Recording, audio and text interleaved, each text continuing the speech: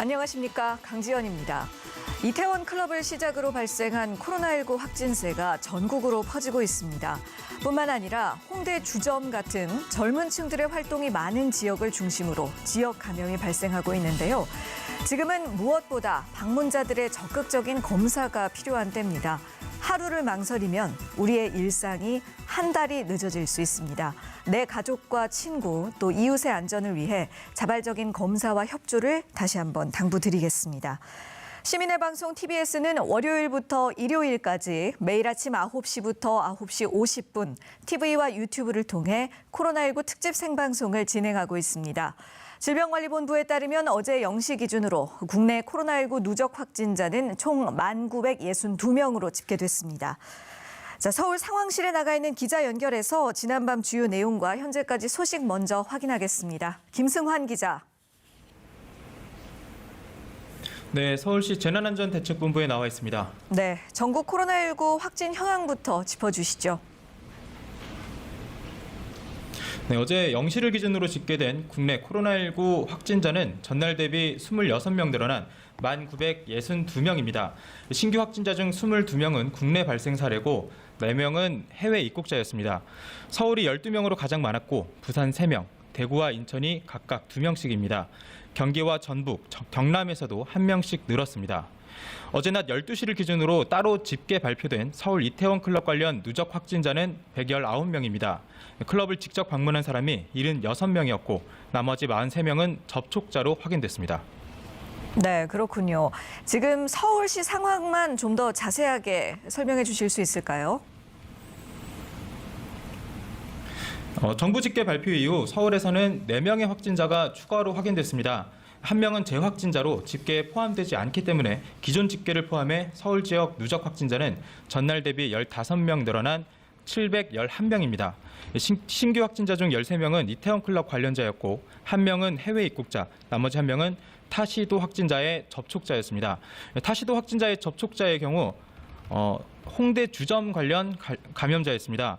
어제 홍대 주점에서 집단 감염 사례가 확인됐는데 지난 7일 홍대에서 같이 술을 마신 20대 6명 중 5명이 잇따라 코로나19 확진 판정을 받은 겁니다.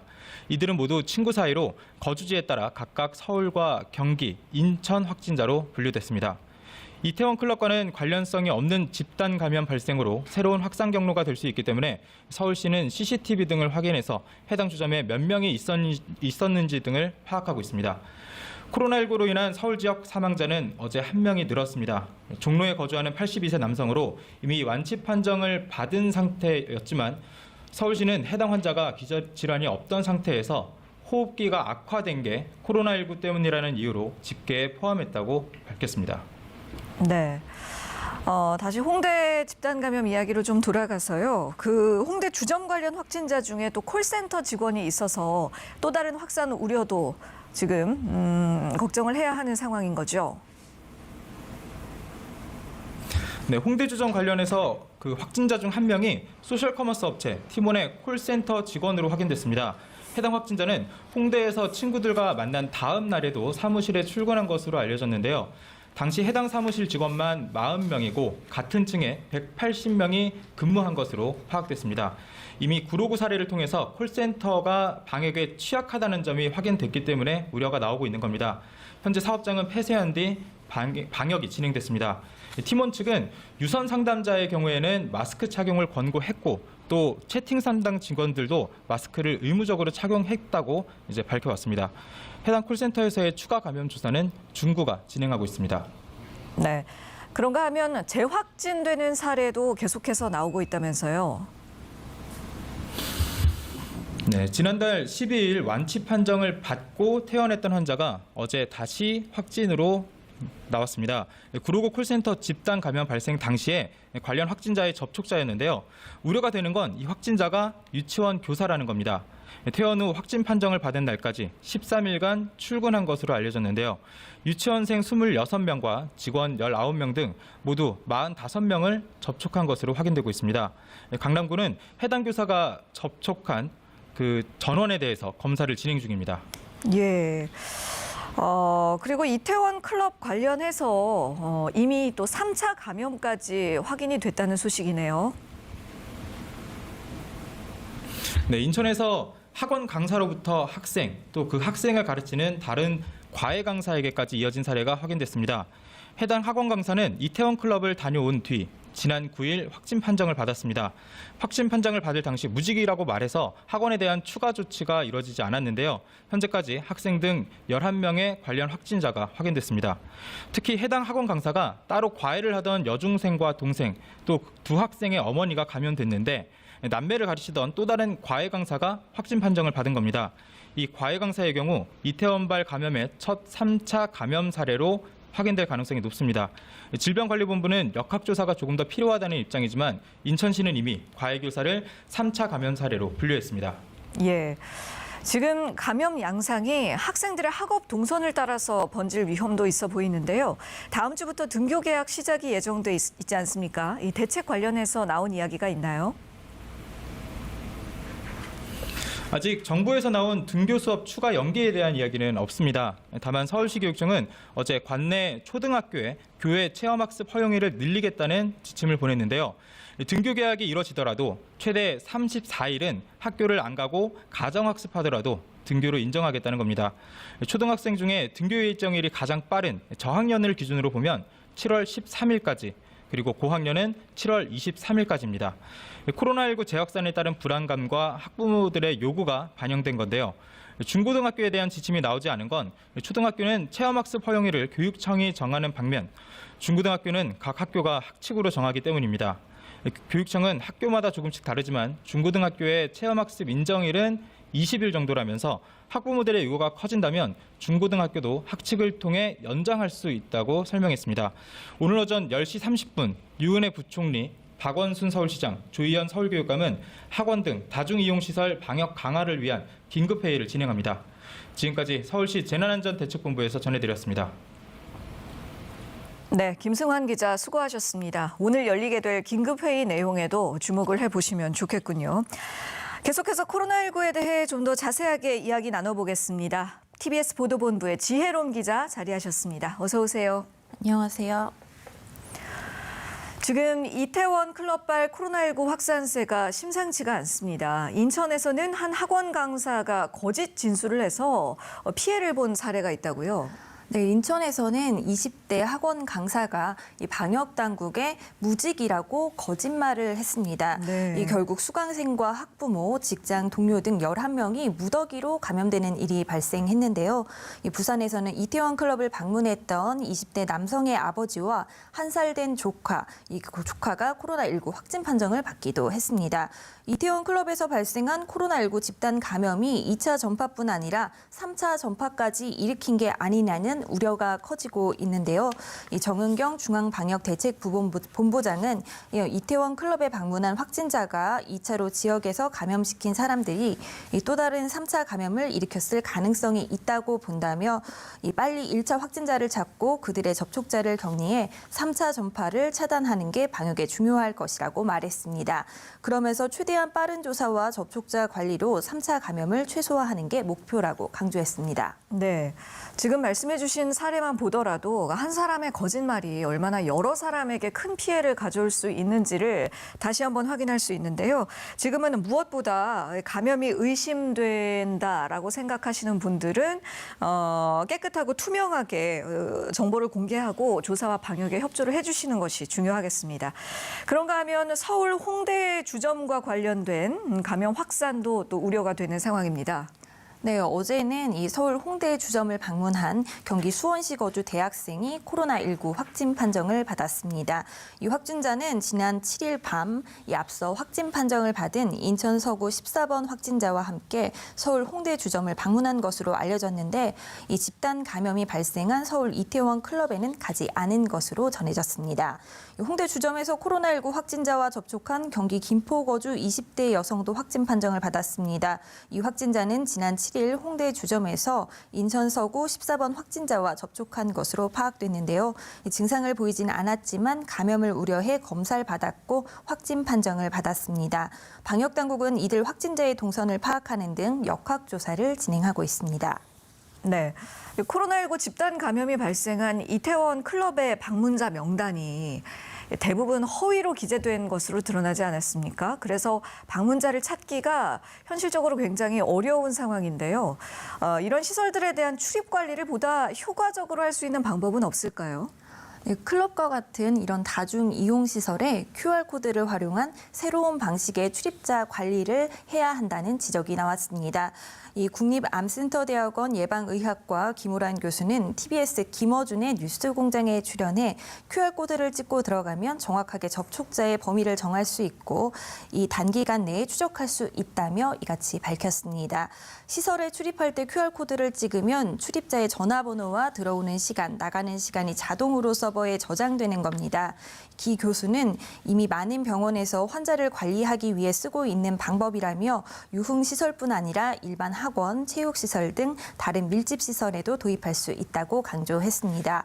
그러면서 기존처럼 종이에 개인정보를 쓰고 업소가 이를 관리하는 방식과 달리 공적인 서버 등에 자동으로 저장되고 일정 기간이 지나면 자동 삭제되기 때문에 개인정보 유출 우려가 훨씬 적다고 설명했습니다. 네, 여러모로 훨씬 더 편리하고 정확하겠군요. 또 개인정보 측면에서도 유출 우려도 또 적다고 하니 하루빨리 이 방법을 좀 도입하는 방안을 논의를 해봐야 할 것 같습니다.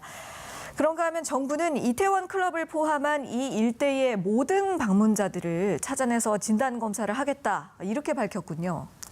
네, 정세균 국무총리는 여전히 연락이 닿지 않는 사람들이 있지만 시간의 문제일 뿐이라면서 이태원 방문자 전원을 찾아낼 것이라고 말했습니다. 그러면서 이번 주 안에 모든 방문자를 찾아내 진단검사를 실시하는 것이 목표라고 밝혔습니다. 정 총리는 자신은 괜찮을 것이라고 기대하며 망설이고 있다면 당혹스러운 상황에 직면할 수 있을 것이라며 자발적 신고를 촉구했습니다. 또 신원이 노출되지 않도록 이태원 방문 여부 외엔 아무것도 묻지 않고 양성으로 밝혀져도 개인을 특정할 수 있는 정보를 삭제해 2차 감염 우려가 있는 동선만 최소 공개하겠다고 약속했습니다. 중앙재난안전대책본부 김강립 1총괄 조정관 역시 지역 확산 차단은 시간과의 싸움이라고 강조했습니다. 김 총괄 조정관의 이야기 들어보겠습니다. 이태원 클럽 사례로 인한 추가적인 2차, 3차 확산을 막기 위해서는 환자와 접촉자를 빠른 속도로 찾아내어 격리하는 것이 관건입니다.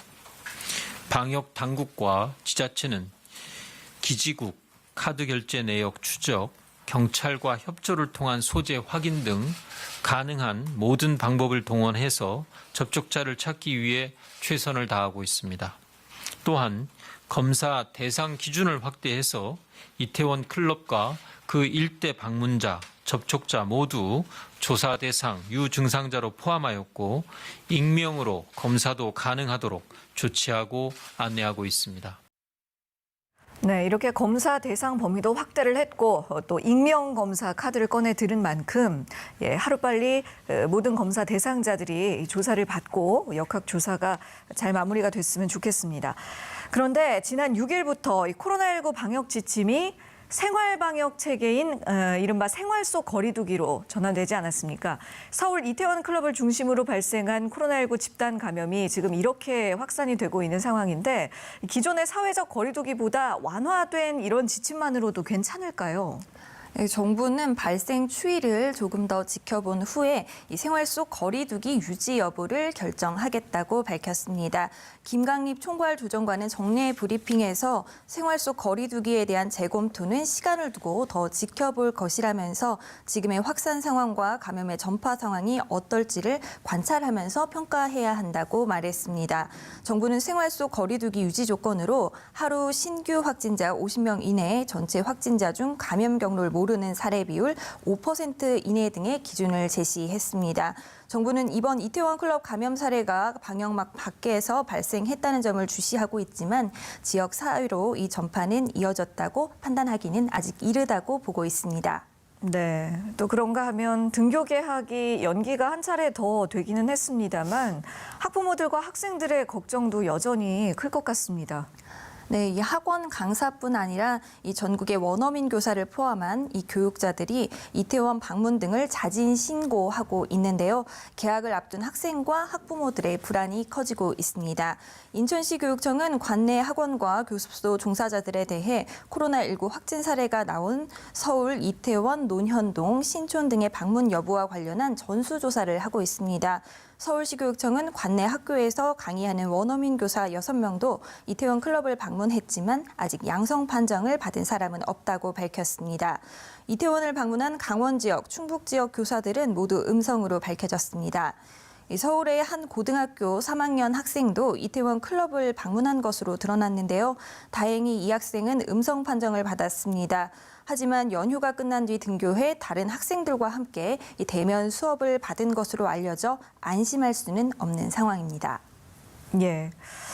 이런 가운데 서울 지역 초등학생들의 경우는 교회 체험학습 허용일이 늘어났어요. 그래서 30일 정도 집에 머물고 학교에 가지 않더라도 출석을 인정받을 수 있게 됐죠.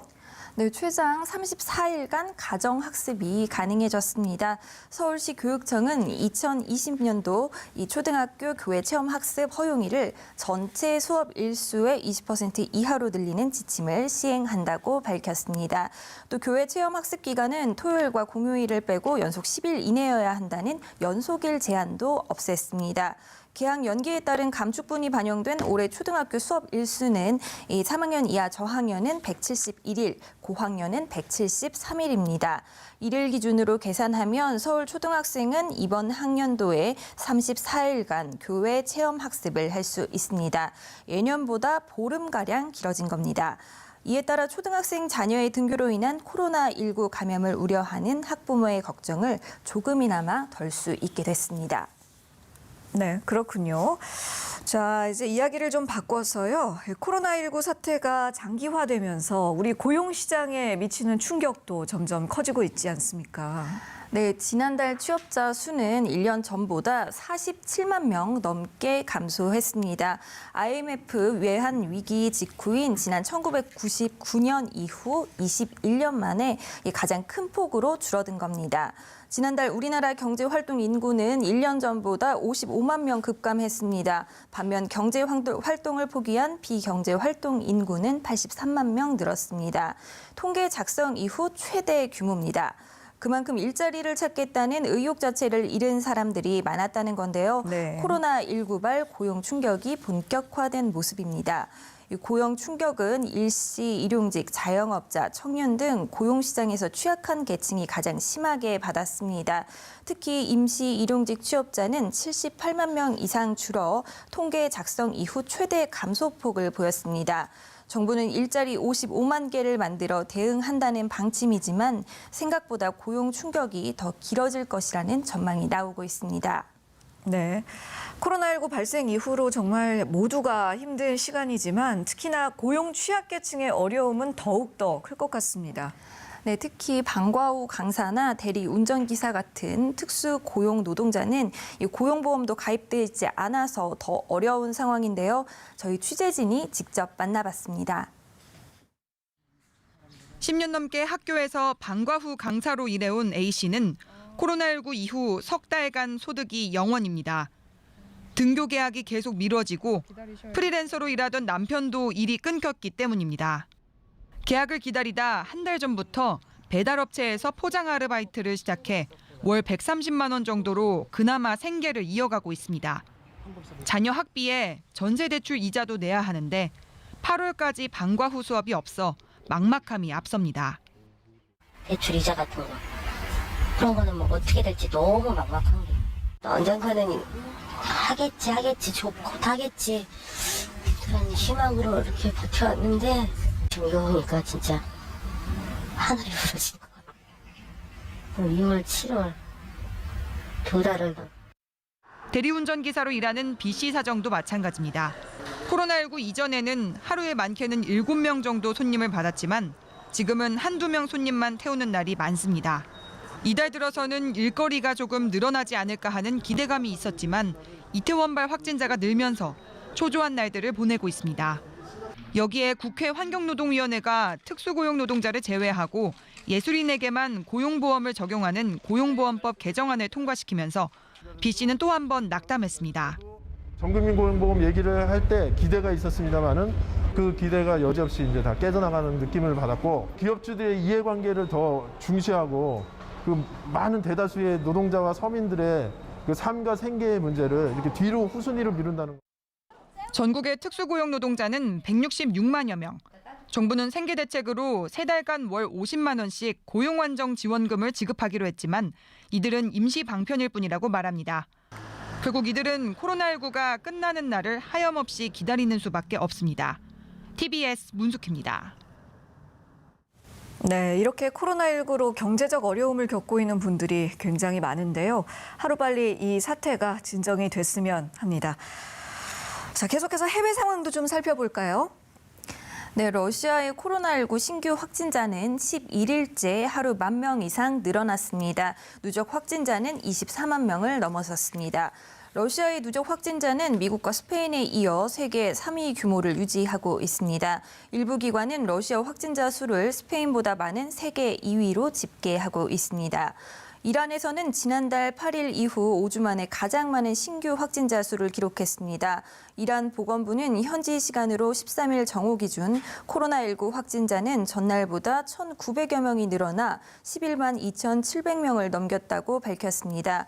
인도네시아에서는 코로나19 발생 후 처음으로 신규 확진자 600명을 넘겨 최고치를 기록했는데요. 네. 전체 확진자는 15,400명을 넘어섰습니다. 수도 자카르타에서는 확진자 증세가 계속되자 이 대규모 사회적 제약 위반자에 대한 처벌을 강화했습니다. 코로나19 발원지로 알려진 중국 우한에서는 또다시 집단 감염이 발생하자 주변 지역 7만 명에 대한 핵산 검사에 들어갔습니다. 네. 그런데 또 이에 비해서 비교적 안정세를 보이고 있는 국가들은 통제를 완화하는 움직임을 보이고 있기도 한데요. 네, 유럽 등 일부 국가에서는 코로나19 확산 이후 실행됐던 이 통제 조치가 잇따라 완화되고 있습니다. 독일과 이탈리아, 체코, 폴란드 등이 최근 통제 조치를 완화한 데 이어 프랑스와 덴마크, 벨기에 등에서도 상점 운영이 재개됐습니다. 이 코로나19 확산을 막기 위해 폐쇄됐던 오스트리아와 독일 국경은 다음 달 15일 완전히 개방될 예정입니다. 현지 시간으로 13일 코로나19 신규 확진자 0명을 기록한 뉴질랜드는 코로나19에 따른 국가 비상사태를 해제했습니다. 하지만 감염 재확산에 대한 우려도 계속되고 있는데요. 지난 11일부터 봉쇄 조치의 1단계 완화를 시작한 스페인은 모든 입국자의 14일간 자가격리 의무화 대책을 내놨습니다. 그래요. 그런데 우리나라의 경우만 보더라도 한동안 상당히 이 확진세가 안정이 되었었는데도 불구하고 다시 확진자가 크게 늘고 있지 않습니까? 어느 나라든지 간에 완전히 종식될 때까지는 마음을 놓을 수가 없는 것 같은데요. 네, 맞습니다. 세계보건기구 WHO도 우려를 표했습니다. 마이클 라이언 WHO 긴급준비대응 사무차장은 브리핑에서 최근 들어 각국이 코로나19 봉쇄 조치를 잇따라 완화한 데 대해 코로나19 새로운 발병 사례를 감지할 능력이 없이 봉쇄 조치를 완화할 경우 공중보건과 경제가 계속해서 나빠지는 악순환이 벌어질 수 있다고 했습니다. 또 체계적인 위험 평가 과정을 통해 경보 수준을 국가와 지역, 글로벌 수준에서 낮출 수 있을 것이라면서도 현재는 위험이 여전히 높다고 봤습니다. 이 WHO는 또 코로나19 세계적 대유행, 이 팬데믹이 추가적 발병, 엔데믹이 될 수도 있다고 지적했습니다. 네, 이 엔데믹이라는 게 그 주기적 발병. 이 말은 곧 이렇게 유행을 했다가 또 진정이 됐다가 유행을 했다가 계속 반복이 된다는 이야기죠. 네, 맞습니다. 예, 알겠습니다. TBS 보도본부 지혜롬 기자와 지금까지 얘기 나눴습니다. 수고하셨습니다. 지금 여러분께서는 TBS 코로나19 특집 생방송과 함께하고 계십니다. 이번에는 코로나19에 대한 더 자세한 내용과 이슈들 전문가와 함께 짚어보는 시간입니다. 먼저 김경우 서울백병원 가정의학과 교수 나와주셨습니다. 안녕하십니까? 네, 안녕하세요. 그리고 김원식 문화평론가와 함께하겠습니다. 어서 오십시오. 네, 안녕하십니까? 이 우려했던 일이 현실로 나타나고 있습니다. 이태원 클럽에서 시작된 코로나19 확진세가 이태원을 넘어서 또 서울을 넘어서 전국으로 확산이 되면서 관련 확진자가 벌써 119명이 됐는데요. 이미 2차 감염은 시작이 됐고 또 3차 감염으로 추정되는 사례도 나온 상태거든요. 어떻게 보시는지요? 네, 아직 방역당국에서는 3차 감염을 확정하지는 않았지만 보다 좀 역학조사가 필요할 텐데요.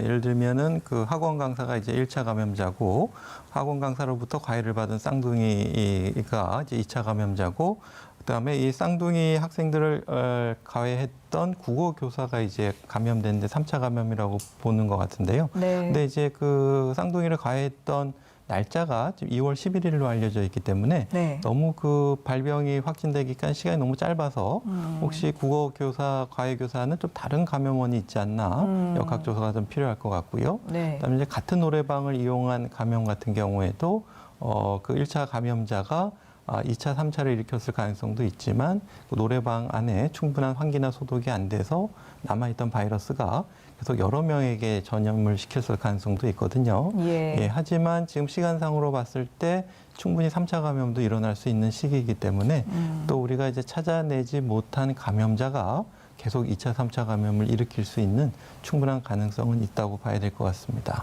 예, 그러니까 이태원 클럽발 3차 감염이 발생을 했을 수도 있는 것이지만 또 다른 감염원이 존재했을 수도 있다는 말씀이신 거죠. 더 조사가 필요한 부분이겠군요. 그리고 이태원 관련해서 지금 더 큰 문제는 확진자가 특정 클럽만이 아니라 여러 클럽에서 나오고 있다는 점이거든요. 네, 그렇습니다. 애초에는 용인 이제 66번 확진자가 5월 2일 날 5군데를 이제 방문을 했다라고 해서 네. 그쪽 지역만 탐문을 했습니다. 사실 3번 출구 쪽에서 한 400m 가까이 떨어진 지역이었는데요. 예. 그렇지만 사실 이게 그 클럽 문화 혹은 지금 이태원 어떤 분위기를 좀 이해를 하셔야 되는데 사실 이쪽 지역을 방문하신 분들이 특정 클럽만 가는 게 아니고요.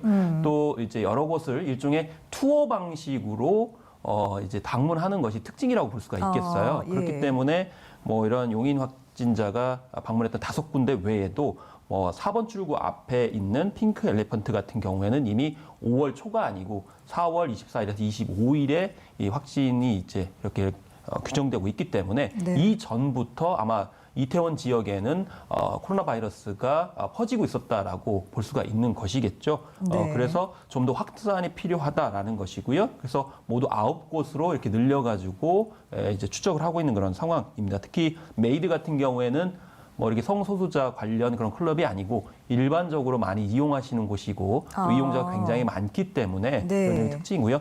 또 이해하셔야 되는 것이 그 성소수자 클럽은 성소수자만 이용하는 게 아닙니다. 거기에도 일반인들이 능히 가가지고 충분히 이용을 하기 때문에 네네. 그런 점들을 충분히 처음에 고려를 했어야 되고요.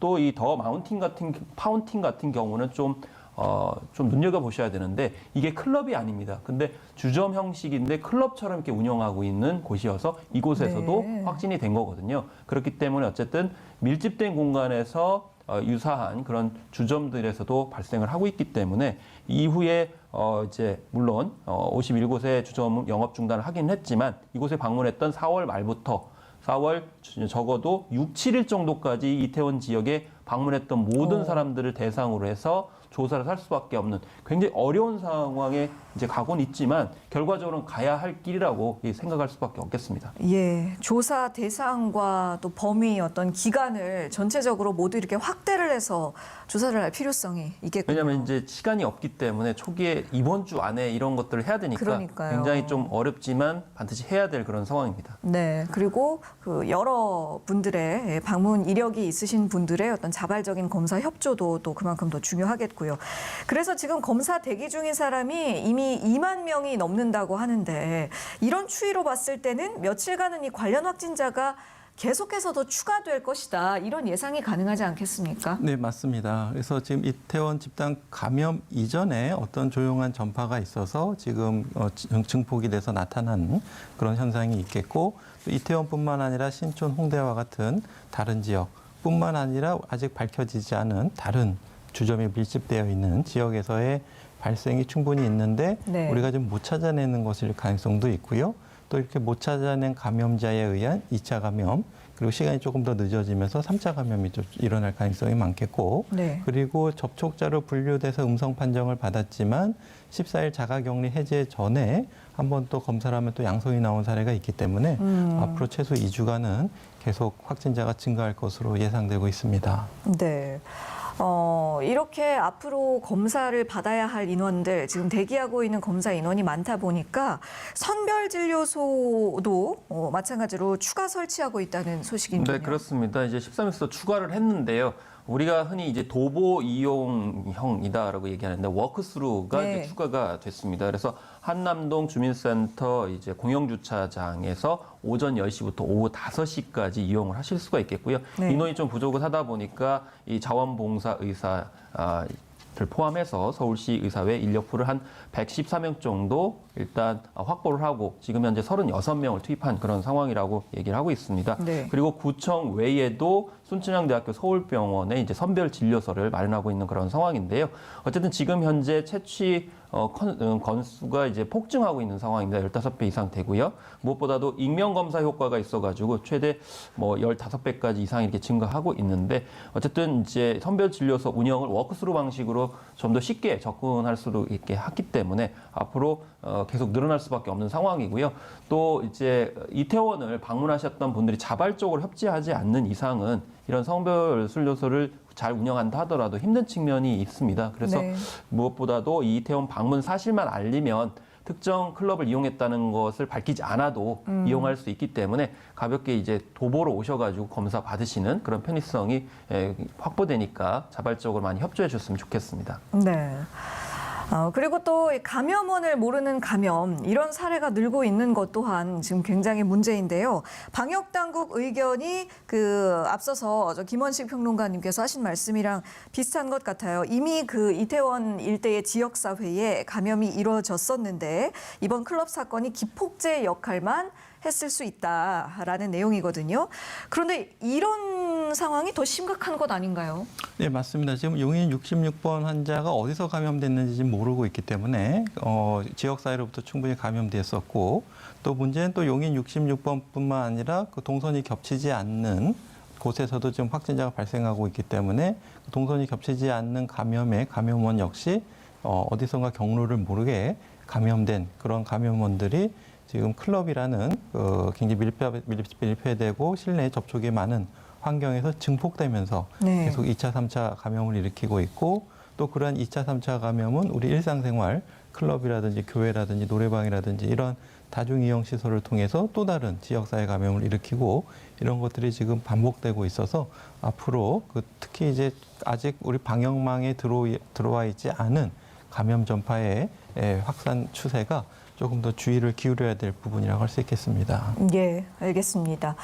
또 이번 사태와 관련해서 방역 당국이 겪고 있는 또 한 가지 큰 어려움 중 하나, 바로 방문자 명단을 판별하는 일인데요. 전화번호를 허위로 기재하는 일도 비일비재할 뿐만 아니라 외국인인 경우도 있고요. 그래서 앞서 TBS 지혜롬 기자도 이야기를 했습니다만 방문자를 보다 정확하게 추적할 수 있는 대안으로 QR코드를 찍는다던가 이런 방법들도 논의가 되고 있습니다. 어떻게 생각하시는지요? 네, 그렇습니다. 사실 문제가 되는 것이 동선이 예를 들면 400m 안에서 모든 그런 클럽이라든지 주점들이 있는 상황이기 때문에 네. 4월 말부터 7일까지 방문했던 모든 대상자를 토대로 조사를 해야 되는데 이게 아직도 이제 많은 분들이 연락이 되지 않는 그런 상황이거든요. 근데 정부 쪽에서 하는 방식은 지금 현재 카드 결제를 처음에는 추적을 했었어요. 네. 근데 그것만으로 되지 않기 때문이죠. 심지어는 카드 결제를 하지 않고 현금을 이제 내고 이용한 그런 분들도 이제 존재하기 때문입니다. 그래서 이 경찰과 이제 방역 당국이 공무원과 협조를 해서 하는 방식은 기지국에 핸드폰이 접속이 됐는가를 추적을 해서 그것을 이제 통해서 역으로 추적을 하는 건데 네. 일단 이제 만여 명에 해당되는 분들을 이제 추적을 일단 명단을 했고요. 그 다음에 네. 두 번째 단계로는 문자를 통해 가지고 자발적으로 선별 검사를 받도록 이렇게 유도를 하고 있는 그런 상황이고 여기에서 불응을 하게 되면은 이제 경찰 팀이 이제 나서게 되는데 이게 한 8천여 명 정도가 지금 확보된 상황이고요. 네. 이미 대구에서 신천지 사태가 있었을 때 가가오 방문을 하거나 개인적으로 접근을 해서 조사라는 이력이 있기 때문에 상당히 좀 노고가 있는 상황입니다. 문제는 이제 정부 쪽에서 밝히고 있는 것처럼 이게 네. 시간 문제입니다. 결국에는 나오지 않으시다 하더라도 추적을 할 수밖에 없어요. 근데 중요한 건 그 사이에 다른 이제 가족이라든지 또 그렇죠. 지역사회 감염을 할 수 있기 때문에 네. 이 방송을 보시는 이제 방문자들 같은 경우에도 빨리 검사를 하시고요. 이제 불이익이 없는 그런 상황이기 때문에 협조하시는 것이 제일 바람직하지 않나 이런 생각이 좀 듭니다. 네, 맞습니다. 지금 말씀하신 것처럼 구체적인 사례들을 좀 살펴보자면 이태원 클럽을 방문했던 인천의 한 학원 교사로부터 학생과 다른 교사 등 10명이 감염된 사례도 있었고요.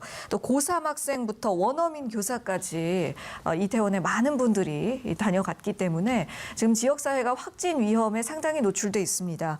이런 가운데 다음 주 20일에 등교 수업이 예정돼 있는데 이것이 가능할까요? 네, 지금 좀 신중해야 될 것 같고요. 네. 말씀하신 것처럼 학생과 원어민 교사 직접 감염된 경우도 있지만 또 지역사회로부터 학생들이 또 학원이라든지 과외 수업을 받다 또 감염될 수 있고 학생들끼리 또 이제 감염이 일어날 가능성이 많기 때문에 다음 주 20일까지는 3차 전파 감염성이 충분히 있기 때문에 최소한 다음 주까지 좀 줄어드는 양상을 관찰하고 2주 정도 후에야 이제 좀 결정할 수 있을 것 같은데요. 그래서 빨라야 6월 초 이후에 돼야지 등교 계약을 좀 논의할 수 있을 걸로 생각이 되는데 네. 만약에 이제 중간고사라든지 어떤 모의 시험 같은 것이 중요하다면은 우리가 학교 밖에 좀 넓은 강당 같은 걸 빌려서 충분한 거리 띄우기를 하면서 시험 정도만 좀 조심스럽게 시작할 수는 있지 않을까 싶은데 전면적인 등교 계약은 굉장히 신중히 선택해야 될 것 같습니다. 예, 그럼요. 절대 지금 마음을 놓을 수 있는 상황이 아니기 때문에 그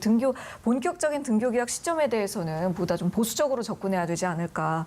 저도 그런 생각입니다. 조금 전에 말씀을 드렸었던 그 이태원 클럽 방문해서 확진을 받은 학원 교사, 그 학원 교사가 조사 단계에서 본인이 무직이라고 진술을 했습니다. 그래서 이렇게 주변에 10명 남짓 되는 사람들에게 감염을 전파시키는 이런 큰 피해가 발생을 했거든요. 이와 관련해서 인천시가 이 교사를 고발했다고 하죠. 그렇습니다. 이제 허위 이제 진술을 하게 되면은 관련법에 따라서 처벌을 받게 되고 있는 그런 상황인데 네. 여기서 좀 심리를 좀 따져볼 필요가 있습니다. 뭐냐면 왜 무직이라고 했을까라는 측면인데 네. 그러면 이제 학원에서 어떤 지금 현재 신분인지에 대해서 구체적으로 드러나지 않고 있거든요. 네. 만약에 이제 정규 강사가 아닐 수도 있는 거고 그렇기 때문에 무직이라고 했는데 이 무직에 대한 해석이 정확하게 있어야 되는데 이런 커뮤니케이션 오류에서 이제 지역사회 감염까지 이룰 수 있기 때문에 정확한 규정이 좀 필요하게 됐다고 생각이 들고요. 그다음에 두 번째는 요즘에 젊은 층을 대상으로 프리터족이 많습니다. 프리터족이라는 거는 한 직종에만 있는 게 아니고 좀 단기직, 그런 여러 직종들, 소위 말해서 알바와 비슷한 그런 것들을 많이 하시는 경우가 있어요. 그런데 그것이 선택적 자발적인 성향인 그렇죠. 것인가요? 선택적 자발적이기도 하고 이제 취준생 그러니까 다음 이제 직장을 위해 가지고 중간적으로 이제 하는 건데 네. 근데 이거 중요한 것은 한 직장에 있는 경우에는 뭐 예를 들면 콜센터다 그러면 그쪽만 방역을 하게 되지만 네. 이렇게 프리토족 같은 경우는 여러 곳을 많이 방문을 하게 되고 또 이제 접촉 빈도점이 이제 많다는 거죠. 그래서 이런 프리토족이 과연 얼마나 되는지 또 20대, 30대의 이런 이제 유형들을 좀 묶어가지고 이분들이 사실은 우선적으로 검사의 대상이 돼야 되는 그런 측면들이 있거든요. 그래서 네. 어떤 그런 이제 방역의 구멍이 있을지는 개개인에만 이제 전가한다기보다는 이런 일자리 문제라든지 동선에 있어서 직종과의 어떤 관련성 등을 좀 체계적으로 접근하는 것이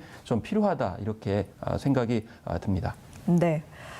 자, 한편 이번 이태원 사례가 그동안의 다른 집단 감염 사례와 비교했을 때 또 다른 점이 젊은 층 확진자가 참 많았다는 그런 부분입니다. 젊은 층은 코로나19 바이러스에 걸려도 증상을 잘 느끼지 못하는 무증상자들이 많기도 하고요. 그렇다면 이렇게 증상이 없을 경우에 바이러스 배출도 줄어드는 건지 아니면 그 증상과 바이러스 배출이 별개인 건지 궁금합니다. 네, 일단은 우리가 바이러스가 노출돼서 우리 체내에서 이제 복제가 되고 배양이 되면 바이러스 농도가 올라갈 텐데요. 우리가 최대 올라갈 때 이제 우리가 증상이 나타나는데 그 증상이 나타나기 직전에 바이러스 농도가 이제 최고조인 경우가 있겠습니다. 그렇기 네. 때문에 증상이 없다고 하더라도 증상 직전 하루 이틀 전에는 충분히 많은 양의 바이러스가 배출될 수는 있을 것 같고요. 네네. 다만 이제 우리 기침이라는 증상 같은 경우에는 우리가 기침하면서 바이러스가 비말이 더 멀리까지 나갈 수가 있기 때문에 네. 그만큼 파급력은 더 클 수는 있겠지만은 그리고 배출되는 바이러스 양 자체는 증상이 없다고 하더라도 충분히 많을 수가 있겠고 그것이 손으로 통한 접촉이라든지 근접한 밀접한 접촉을 통해서는 얼마든지 많은 양의 바이러스에 노출될 가능성이 충분히 있겠습니다. 예, 그러니까 무증상자라고 해도 이 보유하고 있는 바이러스의 양에는 큰 차이가 없다는 말씀이신 거잖아요. 네, 그렇습니다. 그래서 이런 조용한 전파가 더 무서운 거죠. 서울시에서는 이 젊은 층을 중심으로 조용한 전파를 차단하기 위해 풀링 검사를 실시한다고 발표를 했습니다. 이 풀링 검사라는 것이 어떤 검사인지 또 얼마나 효과적인지도 설명 부탁드려요. 네, 그렇습니다. 우리가 확진자를 찾아내기 위해서는 지금까지는 그 의심되는 분들이 선별적으로 와서 이제 검사를 하셔야지 확진할 수가 있기 때문에 증상이 없다고 안 온다든지 아니면 증상이 있지만 두려워서 검사를 안 받는다든지 이런 분들은 검사를 안 받으면 찾아낼 방법이 없거든요. 물론 2차, 3차 감염을 일으키면은 2차, 3차 감염된 사람들을 통해서 역추적돼서 다시 발견될 수는 있지만은 네. 일단 선제적으로 이런 분들을 찾아내기 위해서는 집단을 대상으로 검사를 해야 되는데 특히 이제 조용한 전파를 일으킬 수 있는 20, 30대가 특히 밀집 생활을 한다든지 예. 이런데 밀집 노출이 많은 대상인 경우에는 우리가 집단적으로 선제적으로 검사를 해볼 수가 있겠는데 네. 인원이 너무 많기 때문에 예를 들어서 이제 5천 명을 대상으로 한다면은 5천 건이 필요하지만 풀링 검사처럼 10명을 하나의 검체로 모아서 하게 되면은 500건의 검체만 하면은 우리가 5천 명의 양상을 알 수가 있기 때문에 이렇게 집단 검사를 하는 데에서 이제 유용한 방법이라 할 수 있겠고요. 이렇게 20, 30대의 조용한 전파 아니면 이렇게 취약한 밀집된 주거 환경을 가진 쪽방촌이나 뭐 고시원 생활하시는 분들 또 아니면 무허가 외국인들이 이제 집단으로 생활하시는 분들 이런 대상으로 해가지고 우리가 집단 검사를 하는데 유용한 방법이 될 수 있겠습니다. 예, 그러니까 풀링 검사라는 것이 10명 정도를 묶어서 검사를 한 다음에 확진자가 나온 그룹만을 또 개별적으로 한 명씩 검사를 한다는 말씀이신 거잖아요. 맞습니다. 네, 이 방법 또한 잘 활용을 좀 해봐야겠네요. 자, 이번에는 김원식 평론가님에게 질문 드리겠습니다. 이제 코로나19의 여파가 정말 본격적으로 나타나고 있는데 특히 고용시장 충격이 심각하다면서요. 네, 그렇습니다. 일단 고용을 얼마나 하느냐라고 했을 때 앞서서 이제 리포트에서 말씀을 하셨지만은 47만 명이 이제 줄어들었다 이렇게 얘기를 하고 있거든요. 그러니까 1년 전보다 비교했을 때 한 55만 명이 줄어든 거기 때문에 신규로 취직하는 분들이 없으니까 결국에는 청년층들이 굉장히 타격이 있을 것이다라고 생각이 들죠. 네. 그래서 심지어는 뭐 면접조차도 할 수 없는 그런 상황이기 때문에 물론 네. 보완적으로 화상 면접을 하긴 하지만 이거 제한적인 경우가 굉장히 많고요. 네. 그리고 중요한 것은 이제 실업률인데 실업률 같은 경우에는 그렇게 크게 늘어난 것이라고 볼 수는 없어요. 아마 이제 가장 우려했던 것이 이제 코로나19 때문에 해고를 이제 하게 되는 그런 상황이 벌어지는 것에 대해서 정부 당국이나 이제 언론에서 많이 이제 지적을 했었는데 네. 그런 건 약간 맞고는 있지만 어쨌든 중요한 것은 이제 공식적으로 해고를 되지 않는 그런 것보다는 오히려 일감이 줄어드는 아까 이제 사례들도 했었지만 임시직이라든지 일용직이라든지 뭐 알바와 같이 단기직이라든지 이런 네. 쪽 같은 경우는 아예 없기 때문에 통계가 예. 이제 잡히지 않는 그런 상황이 벌어져서 굉장히 취약계층들한테 타격이 지금 있는 상황이라고 볼 수가 이제 있겠고요. 네. 이런 이제 계층에 대한 선별적인 지원이 앞으로의 그런 재난지원금 이후에 과제가 되지 않을까 이렇게 생각이 드는데요. 한편으로 이제 방과 후 교실 사례가 나왔었잖아요. 근데 네. 최대한 어떻게 보면 그 어떤 이 일의 명분을 주는 것이 좀 필요하다고 생각이 듭니다. 예를 들면은 온라인 수업만 하지 말고 이제 방과 후 교실 같은 경우에도 온라인을 통해 가지고 이렇게 했을 경우에 거기에서 이제 지급이 될 수 있도록 한다든지 어떤 대체적인 어떤 보완적인 일 방식들을 좀 개발하는 것이 좀 필요하지 않나 이렇게 생각이 드는 거거든요. 그래서 이런 좀 지혜들을 모아 보면서 좀 무조건적으로 코로나19가 종식되는 상황을 이제 기다려가지고 예. 고용이 풀리기보다는 대체적인 일자리들을 만드는 것이 필요하고요. 정부 쪽에서 뭐 한 55만 개 일자리를 새로 만드는 것도 굉장히 중요하지만 지금 현재 연장선상에서 일자리들을 확대 혹은 대체하는 것 이런 이제 대안들도 모색을 해야 될 것으로 보입니다. 예. 그래요. 코로나19가 뭐 하루 이틀, 뭐 한 달, 두 달 만에 금방 종식될 것이라고는 보이지 않기 때문에. 아까 이제 엔데믹이라는 단어도 말씀을 하셨지만 그러니까요. 소강 상태에 있는 것 같지만 다시 또 이제 네. 확산이 될 수 있기 때문에 네. 그때마다 뭐 풀릴 것 같다가 뭐 다시 또 조인다 그러면 네. 더욱더 이제 스트레스나 피로감이 많을 수밖에 없습니다. 예를 들면 공연계 말씀드리면 공연계 같은 경우에도 최대한 방역 수칙을 지키면서 뭐 예를 들면 이제 좌석 간의 거리를 유지한다든지 이러면서 네. 한다든지 아니면 온라인으로 공연을 하게 되면 거기에 인센티브를 준다든지 이런 식으로 좀 대체적인 어떤 일자리 뭐 이런 일거리들을 마련해 주면서 좀 장기전에 대비하는 것이 바람직하고 지금처럼 약간씩 뭐 될 것 안 될 것처럼 이렇게 되면 국민 여론도 결국엔 나빠질 수 있다는 점을 좀 생각해 볼 필요가 있겠습니다. 예, 맞습니다. 코로나19가 엔데믹이라고 하죠. 앞으로 그 반복 유행할 가능성이 있다는 점을 염두에 두고 지금 말씀하신 것처럼 좀 더 장기적인 관점으로 좀 실질적인 경제적 지원이 될 수 있는 그런 대책들을 내놓는 노력이 필요하겠습니다.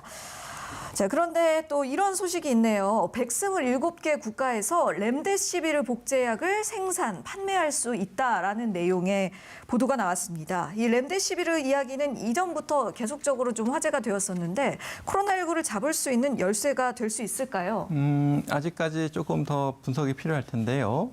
이제 기존 약물 재창출 효과를 봤을 때 어느 정도 효과는 있는데 아마 제한된 대상으로 제한된 효과가 있을 것 같다. 네. 그러니까 예를 들면은 중증의 환자에게서 10일 이내 투약했을 때 퇴원이 조금 빨라진다. 하지만 사망률에는 차이가 없다.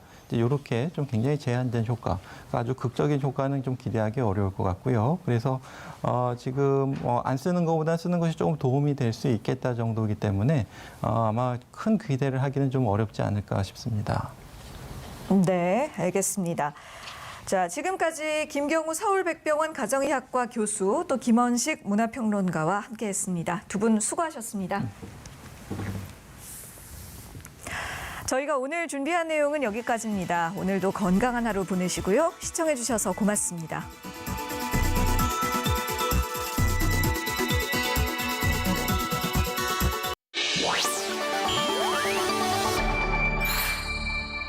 TBS